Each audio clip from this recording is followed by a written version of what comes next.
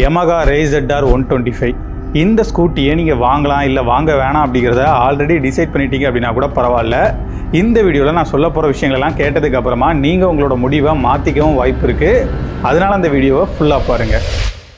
அப்படி என்னடா சொல்ல போகிறேன் அப்படின்னு சொல்லி கேட்டிங்கன்னா, அந்த வண்டியோட டிசைன் அண்ட் பில்ட் குவாலிட்டி எப்படி இருக்குது, என்னென்ன ஃபீச்சர்ஸ்லாம் கொடுத்துருக்காங்க, இன்ஜின் அண்ட் பெர்ஃபார்மன்ஸ் எப்படி இருக்குது, ரைடிங் குவாலிட்டி அண்ட் கம்ஃபர்ட் எந்த அளவுக்கு இருக்குது, ஸ்டோரேஜ் ஸ்பேஸ் எவ்வளோ கொடுத்துருக்காங்க, பிரேக்ஸ் அண்ட் ஹேண்ட்லிங் எப்படி இருக்குது, மைலேஜ் எவ்வளோ கொடுக்குது, டாப் ஸ்பீட் எவ்வளோ போகும், ஃபைனலாக அந்த வண்டியோட ப்ரைஸ் என்ன, அந்த ப்ரைஸை கொடுத்து வாங்கினதுக்கப்புறமா இப்போ வரைக்கும் மெயின்டைன் பண்ணுறதுக்கு சர்வீஸ் அண்ட் மெயின்டெனன்ஸுக்கு நான் எவ்வளோ அமௌண்ட்டை செலவு பண்ணியிருக்கேன்னு சொல்லிட்டு எல்லாத்தையுமே கம்ப்ளீட்டாக அந்த வண்டியை பற்றி நான் உங்கள் கூட ஷேர் பண்ணிக்க போகிறேன். இது எல்லாத்தையும் சும்மா 2-3 நாள் இந்த வண்டியை ஓட்டி பார்த்துட்டு நான் சொல்லலை. இந்த வண்டியை 1.5 இயர்ஸாக நான் ஓட்டியிருக்கேன். பழைய ஸ்கூட்டியை ஏன்டா இப்போ வந்து ரிவ்யூ பண்ணுறேன் அப்படின்னு சொல்லி கேட்டிங்கன்னா, இது 2023 மாடல். இப்போ இருக்க லேட்டஸ்ட் மாடலுக்கும் இதுக்குமே பெருசாக எந்த டிஃப்ரென்ஸும் இல்லாததுனால நீங்கள் இப்போ இந்த வண்டியை வாங்கினீங்க அப்படின்னா 1 இயர் கழித்து எப்படி இருக்கும் அப்படிங்கிறத இந்த லாங் டேர்ம் ரிவ்யூவை பார்க்குறது மூலமாக நீங்கள் தெரிஞ்சுக்கலாம். அந்த வகையில் டிசைன் அண்ட் பில்டு குவாலிட்டி பற்றி ஃபஸ்ட்டு பார்த்துடலாம். எனக்கு இந்த வண்டியில் பிடிச்சதே இதோட டிசைன் தான். அதுவும் இந்த மேட் ஆரஞ்சு கலரில் பிளாக் கலர் கார்டு போட்ட வண்டியை ஃபஸ்ட் டைம் ரோடில் பார்த்ததுக்கப்புறம் தான் எனக்கு இந்த வண்டியை வாங்கணும் அப்படிங்கிற ஆசையே வந்துச்சு. இது ஸ்ட்ரீட் ராலி எடிஷன். இந்த எடிஷனோட ப்ரைஸ் ஸ்டாண்டர்ட் எடிஷனோட கொஞ்சம் ஜாஸ்தி. இந்த அதிகமான ப்ரைஸ்க்கு உங்களுக்கு இதில் பிளாக் கலர் கார்டு வரும், இந்த ஹேண்ட் கார்டு வரும், அடிஷ்னலாக இந்த மாதிரி மெட்டல் கொடுத்துருப்பாங்க. கலர் ஆப்ஷனுமே ஸ்டாண்டர்ட் எடிஷனுக்கும் ஸ்ட்ரீட் ராலி எடிஷனுக்கும் டிஃபர் ஆகும். என்ன கேட்டிங்கன்னா, நீங்கள் ஸ்டாண்டர்ட் எடிஷனே எடுங்க. நீங்கள் பிளாக் கலர் கார்டுக்காகவும் இந்த ஹேண்ட் கார்டுக்காகவும் ஆசைப்பட்டு ஸ்ட்ரீட் ராலி எடிஷனை சூஸ் பண்ணிங்க அப்படின்னா அந்த பிளாக் கலர் கார்டு போடுறத ஷோரூம்லேயே ரெக்கமெண்ட் பண்ண மாட்டாங்க. ஏன்னா அது ரொம்பவே ஹெவியாக இருக்கும். அவ்வளோ வெயிட்டான பம்பர் அந்த வண்டியில் மாட்டுறதுக்கு ஏற்ற மாதிரியான எந்த இடமும் இல்லை. நீங்கள் இந்த பிளாக் கலர் கார்டு போட்டிங்க அப்படின்னா இந்த வண்டி ஃபுல்லாகவே ஃபைபர் பாடி அப்படிங்கிறதுனால அந்த பம்பரோட வெயிட் தாங்க முடியாமல் ஃபைபர் பிடிச்சி இழுத்துட்டு வந்துடும், பாடியும் டேமேஜ் ஆயிரும் அப்படிங்கிற மாதிரி சொல்லியிருந்தாங்க. இது உண்மையாக உருட்டா அப்படிங்கிறது எனக்கு தெரியல. ஆனால் அந்த டைமில் அவங்க அதை சொல்லும்போது எனக்கு அது கொஞ்சம் லாஜிக்காக தான் தோணுச்சு. ப்ளஸ் நானுமே அந்த மாதிரி பம்பரால் டேமேஜ் ஆன வெஹிக்கிள் எல்லாத்தையுமே பார்த்ததுக்கப்புறம் தான் நான் இந்த பம்பரே போதும்னு சொல்லிட்டு இதை சூஸ் பண்ணியிருக்கேன். பிளாக் கலர் பம்பரில் மட்டும் இல்லை, இந்த பம்பர்லையுமே ஒரு சில பிரச்சனைகள்லாம் இருக்குது. என்னதான் இவங்க இந்த இடத்தெல்லாம் ஸ்ட்ராங்காக கொடுத்துருந்தாலுமே இந்த ஜாயின்ஸ் எல்லாமே ரொம்பவே வீக்காக தின்னாக தான் கொடுத்துருக்காங்க. என்னோட வெஹிக்கிள் ப்ராப்பரான பார்க்கிங் ஸ்பேஸ் இல்லாமல் 1 இயராக மழை வெயில்னு எல்லாத்துலேயுமே அப்படியே நின்னதுனால இந்த ஜாயின்ஸ் எல்லாத்துலேயுமே சீக்கிரமாக ரஸ்ட் ஆகி அதில் 2 இடத்துல ஜாயிண்ட் விட்டுருச்சு. அதுக்கப்புறமா வெல்டு வச்சு தான் நான் இப்போ வரைக்கும் ஓட்டிகிட்டு இருக்கேன். இந்த எடிஷனில் இவங்க கொடுத்துருக்கக்கூடிய ஹேண்ட் கார்டுமே அவ்வளோ ஒன்றும் சூப்பரான குவாலிட்டியில் இல்லை. என்னதான் இவங்க இதெல்லாம் மெட்டலில் மேக் பண்ணியிருந்தாலுமே இதை ரொம்பவும் சீப்பான பிளாஸ்டிக்கில் மேக் பண்ணியிருக்கிறதுனால இதுவே வெஹிக்கிள் ரன்னிங்கில் இருக்கும்போது ஸ்கூட்டி வைப்ரேட் ஆகிற மாதிரியான ஒரு ஃபீலை உங்களுக்கு கொடுக்கும். இந்த ஹேண்ட் கார்டு இல்லாமலே வண்டியை பார்க்குறதுக்கு ரொம்பவே நல்லா தான் இருக்கும். பில்டு குவாலிட்டின்னு வரப்போ அது எனக்கு இந்த வண்டியில் சுத்தமாக பிடிக்கல. ஃபுல்லாகவே ஃபைபரில் தான் கொடுத்துருப்பாங்க. அந்த ஃபைபரோட குவாலிட்டியுமே ரொம்ப ஒன்றும் சூப்பரான இல்லை, ஆவரேஜான குவாலிட்டியில் தான் கொடுத்துருக்காங்க. அது மட்டும் இல்லாமல் இந்த ஃபைபர் எல்லாமே நாளாக அதோட ஜாயின்லேருந்து லூஸ் ஆகிட்டே வருது. பில்டு குவாலிட்டி எனக்கு இந்த வண்டியில் சுத்தமாக பிடிக்கல. அப்புறம் புதுசாக வர்ற வண்டிக்கெலாம் இந்த ஹெட்லைட்டை தூக்கிட்டு இதுக்கு பதிலாக கீழே ஒரு லைட்டை கொடுத்துருக்காங்க.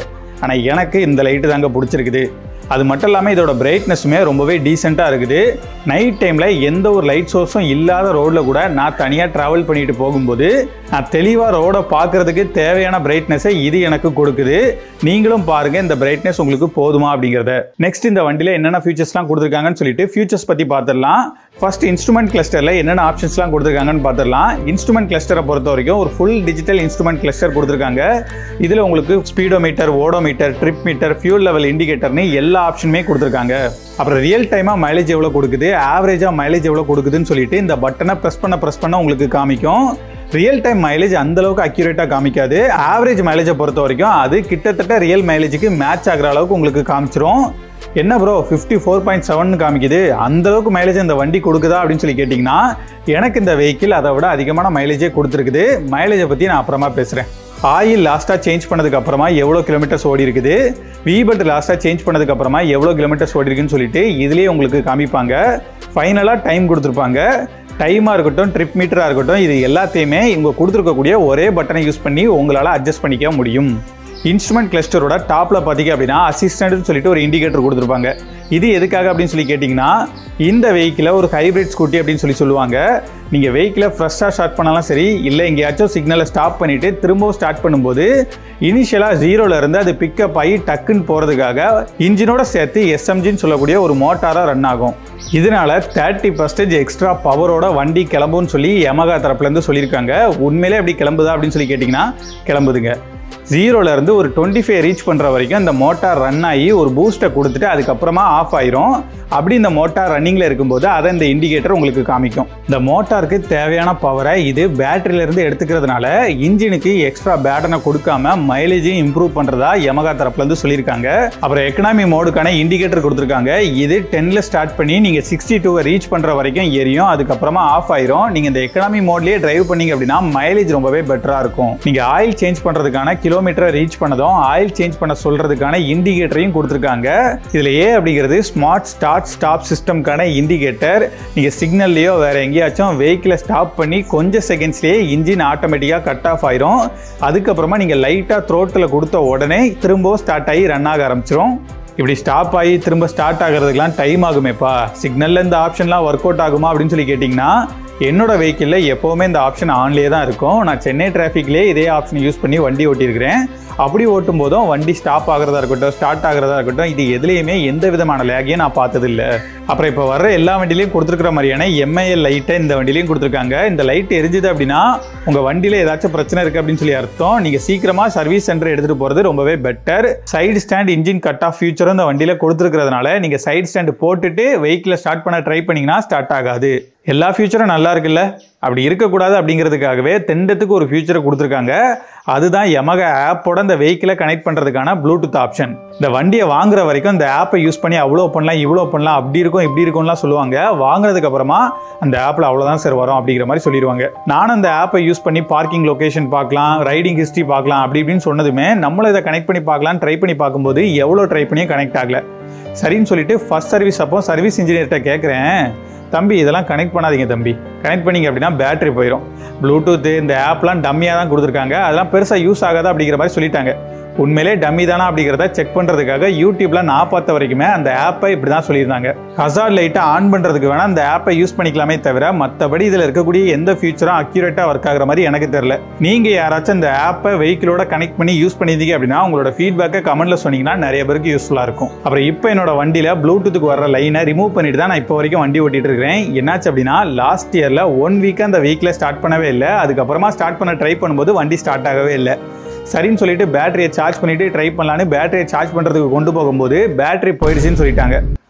அந்த டைமில் வாரண்டியும் ஓவர் ஆகிட்டதுனால 1200 ரூபாய் செலவு பண்ணி நியூ பேட்டரி தான் வாங்கி போடுற மாதிரி ஆயிடுச்சு. அதான் புது பேட்டரி போட்டாச்சு, இதுக்கப்புறமா எந்த பிரச்சனையும் வராதுன்னு சொல்லிட்டு ஒரு 2 நாள் வண்டியை ஸ்டார்ட் பண்ணாமல் விட்டதுக்கே திரும்பவும் ஸ்டார்ட் ஆகலை.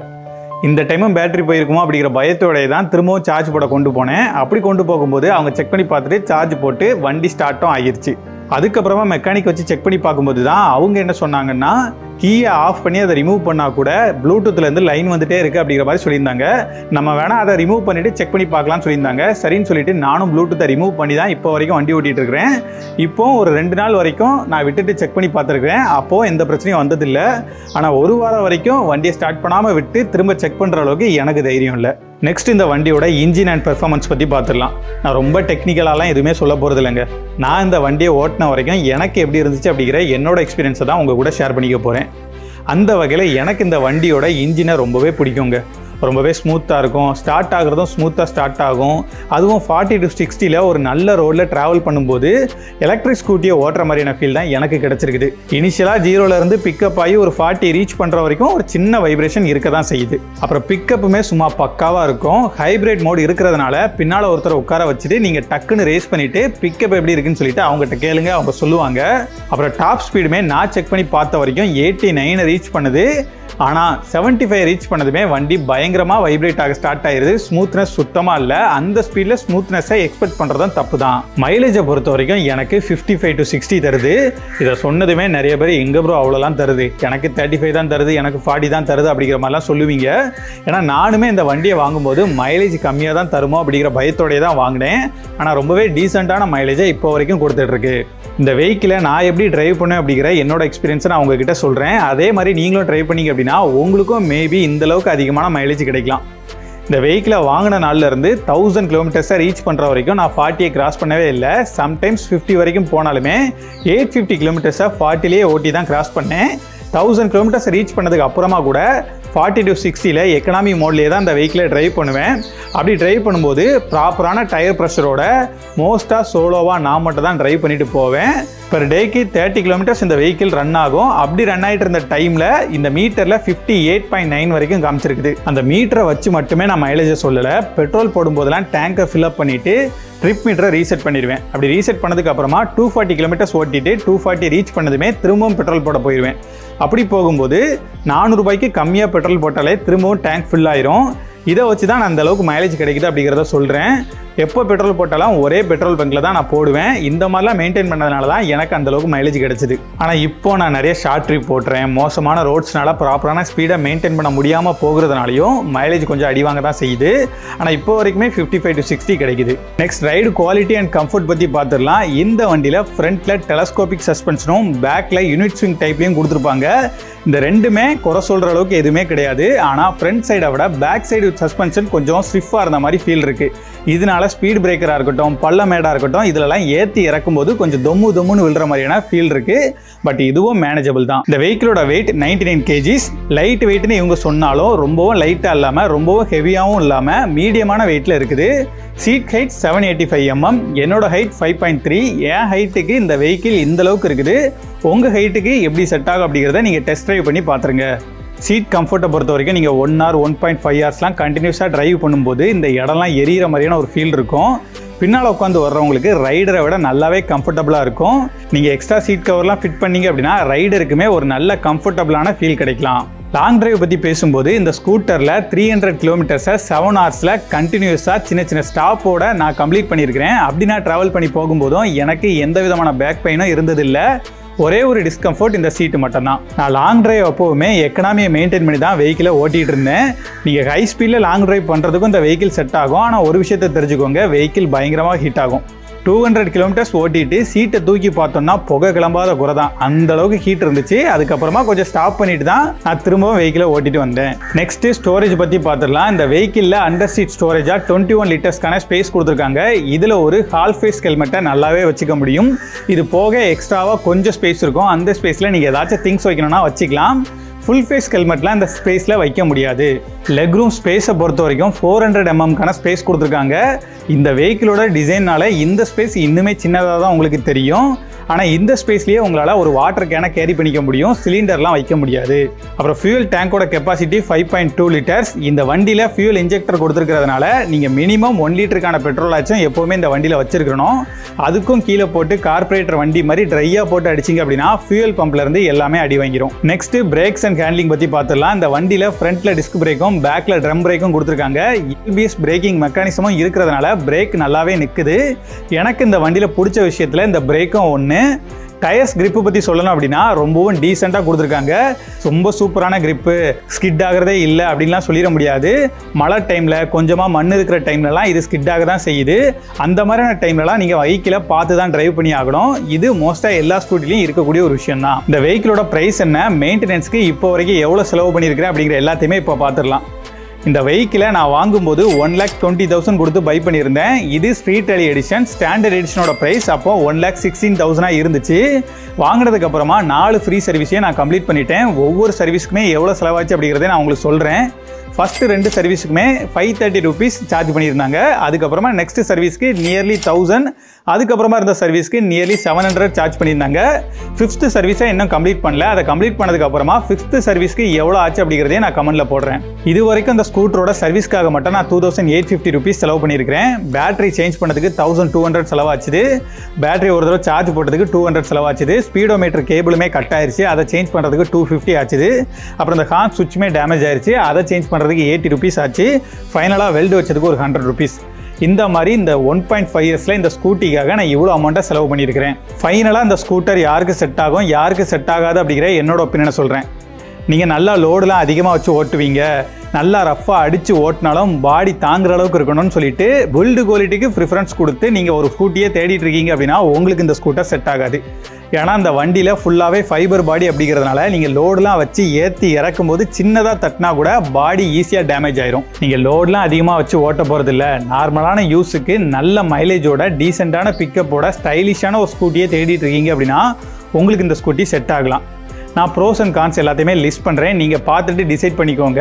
நீங்களும் இதே மாதிரியான ஒரு ஸ்கூட்டி தான் ஓட்டிகிட்டு இருக்கீங்க அப்படின்னா உங்களோட எக்ஸ்பீரியன்ஸ் எப்படி இருக்குது அப்படிங்கிறத கமெண்ட்டில் சொன்னீங்கன்னா நிறைய பேருக்கு யூஸ்ஃபுல்லாக இருக்கும். நான் உங்களை இதே மாதிரியான ஒரு ஆசமான வீடியோவில் மீட் பண்ணுறேன். பாய்.